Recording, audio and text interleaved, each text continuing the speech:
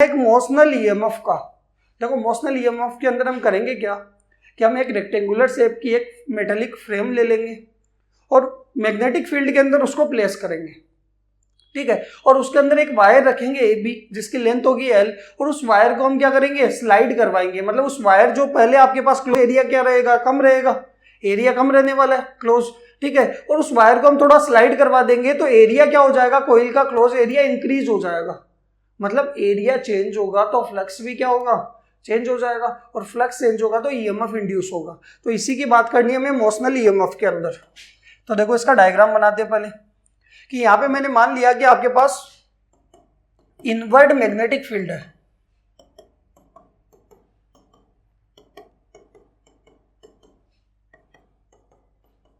ये inward magnetic field है। इस इनवर्ड मैग्नेटिक फील्ड के अंदर मैंने एक रेक्टेंगुलर कॉइल रख दी और इसका क्या नाम लिया हुआ है, PQRT, एक रेक्टेंगुलर मेटेलिक फ्रेम इसके अंदर मैंने प्लेस कर दी। देखो इस तरीके से,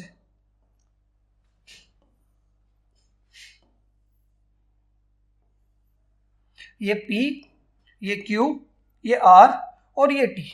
अभी ये क्लोज नहीं है, इसको क्लोज करने के लिए मैंने यहाँ पे एक वायर लगा रखा है और ये वायर आपका इस तरीके से एक वायर है, ठीक है, और इस वायर को नाम दे दिया AB, और इस वायर की लेंथ कितनी है L, और ये आपकी डिस्टेंस मान लेते हैं कितनी X। क्लियर है यहां तक कुछ मैग्नेटिक, ये देखो इस तरीके से, कोई दिक्कत, यानी अगर आप देखोगे तो आपके पास इस रेक्टेंगुलर मेटेलिक फ्रेम के अंदर क्लोज एरिया कितना सा है, इतना सा, AQRB, क्लोज एरिया इतना है। इस क्लोज एरिया से कुछ मैग्नेटिक फील्ड लाइंस पास हो रही है, मतलब इसका इनिशियली कुछ फ्लक्स आ रहा है, क्लियर है, यानी इनिशियल फ्लक्स हमें पता है, बट अभी ईएमएफ इंड्यूस नहीं होगा क्योंकि हमें फ्लक्स चेंज करवाना पड़ेगा, फ्लक्स चेंज होगा तभी ईएमएफ आएगा। तो अभी आपके पास ये एरिया है, इस एरिया से कुछ magnetic field lines uniform magnetic field B के अंदर ये रखा हुआ है, ठीक है, और इससे कुछ मैग्नेटिक फील्ड लाइंस पास हो रही है, मतलब इसका फ्लक्स आ रहा है, φ1 नाम दे देंगे इसको। अब मैंने क्या किया, अगर आप देखोगे तो मैंने अब क्या किया, इस AB वायर को v वेलोसिटी से मूव करा दिया, स्लाइड करवा दिया, और कौन से पॉइंट पे ले गया, इस पॉइंट पे ले आया, कौन से पे, A डैश B डैश पे, और वायर की लेंथ क्या रहेगी, सेम भाई, लेंथ क्या रहेगी, L की L ही रहने वाली है, और डिस्प्लेसमेंट कितना करवा दिया, डिस्प्लेसमेंट करवा दिया dx, यानी जो AB वायर था उसको v वेलोसिटी से मूव करा के मैं कौन से पॉइंट पे ले गया, A डैश B डैश पे ले गया, और डिस्प्लेसमेंट कितना करवा दिया, dx, भाई ये x था, x का छोटा सा पार्ट करवा दिया dx, और लेंथ कितनी रहेगी, सेम। अब देखोगे तो इसका एरिया पहले के कंपैरिजन में, पहले इतना सा था अब इतना हो गया, यानी एरिया क्या कर दिया हमने, चेंज कर दिया। तो पहले छोटे एरिया से कम मैग्नेटिक फील्ड लाइंस पास हो रही थी, अब ज्यादा मैग्नेटिक फील्ड लाइंस पास हो रही है, मतलब फ्लक्स क्या हो गया, इंक्रीज हो गया, मतलब फ्लक्स चेंज हो गया।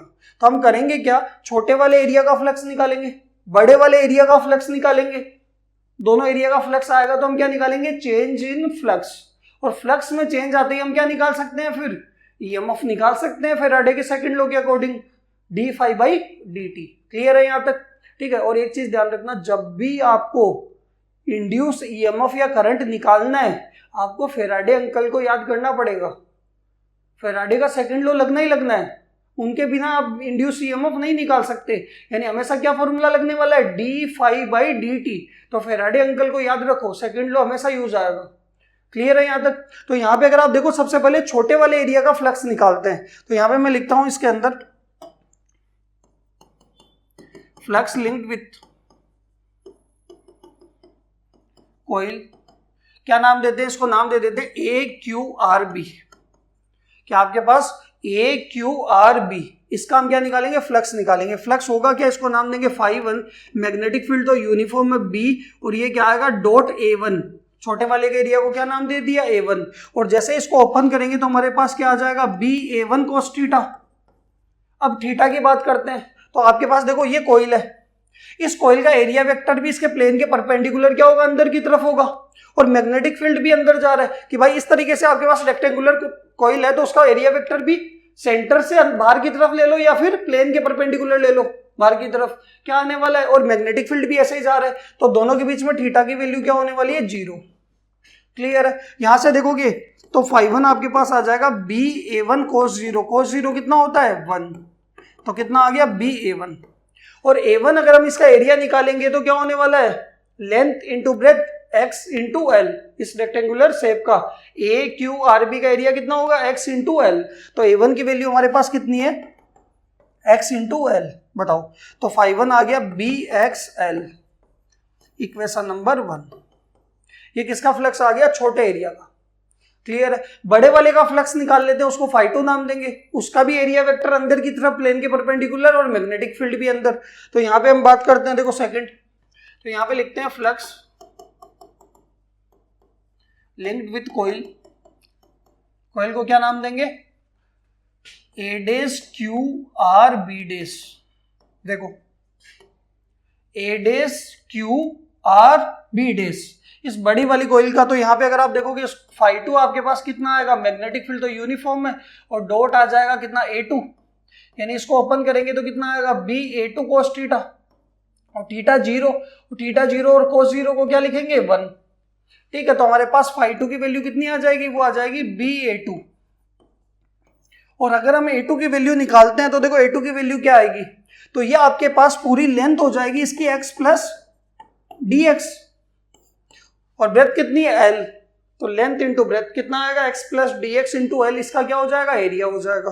तो यहाँ पे क्या करने वाले हैं, आपके पास A2 की वैल्यू कितनी है, x प्लस dx, और ये मल्टीप्लाई में l लेंथ, तो φ2 आपके पास आ जाएगा b into x plus dx multiply में l, यानी आप चाहो तो इसको ऐसे लिख सकते हो, bxl plus bdx into L लिख सकते हो। ये किसकी वैल्यू आई, φ2 की, इक्वेशन नंबर 2।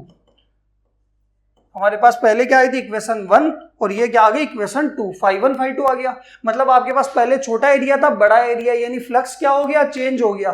तो क्या निकालेंगे, चेंज इन मैग्नेटिक फ्लक्स, और मैग्नेटिक फ्लक्स के अंदर हम चेंज की बात करेंगे तो हमारे पास आएगा चेंज के अंदर डी फाई, स्मॉल चेंज की बात करेंगे φ2 माइनस φ1।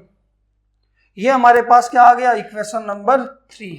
1 एंड 2 को किस में पुट कर देंगे, 3 के अंदर, तो put equation 1 and 2 in equation 3, और 1 एंड 2 को 3 के अंदर हम पुट करेंगे तो हमारे पास क्या आने वाला है, डी फाई की वैल्यू आने वाली है। और ये डी फाई कितना आएगा, देखना φ2 कितना था, BXL plus BDX into L, ये तो क्या था आपके पास φ2, और इसमें से क्या माइनस कर देंगे, माइनस BXL, φ1 और BXL से BXL कैंसिल, तो डी फाई की वैल्यू कितनी आ गई, BDX इंटू एल या BL into DX, equation number कितनी, 4।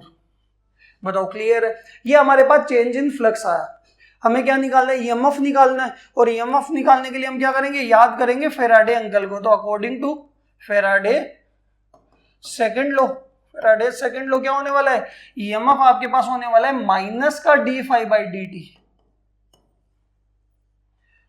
ठीक है, ये आप इक्वेशन ना मान के सीधा यहाँ पे लिख देते हैं फ्रॉम इक्वेशन 4। इक्वेशन 4 से हम डी फाई की वैल्यू यहाँ पे पुट कर देंगे, तो EMF कितना आ जाएगा, माइनस तो ऐसा कैसा BDX इंटू एल अपॉन में dt।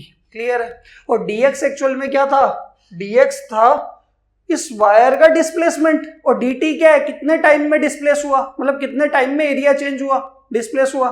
ठीक है, तो dx by dt displacement upon time क्या होता है, वेलोसिटी होता है, यानी वैल्यू किसकी आ जाएगी हमारे पास, v की। तो यहाँ पे आप लिख सकते हो कि dx बाई dt हमारे पास क्या होता है, ये होगा वेलोसिटी v, तो फॉर्मूला आ जाएगा माइनस का BVL, या फिर आप लिख सकते हो माइनस का BL इंटू V। और ये तो आपके पास माइनस साइन तो सिर्फ डायरेक्शन बता रहा है, लेंस लॉ की वजह से है। तो अगर आपको मोड में EMF निकालना है तो आप क्या लिख सकते हो, BLV भी लिख सकते हो। ये हमारे पास क्या है, मोशनल EMF, कि कोई L लेंथ का वायर मैग्नेटिक फील्ड के अंदर मूव कर रहा है V वेलोसिटी से, तो B तो क्या है, मैग्नेटिक फील्ड है, L उस वायर की लेंथ है, और V क्या है, वेलोसिटी, कितनी वेलोसिटी से वो मूव कर रहा है, तो उसके अंदर ये क्या आएगा, EMF इंड्यूस होने वाला है। बताओ क्लियर है यहाँ तक, ये मोशनल EMF।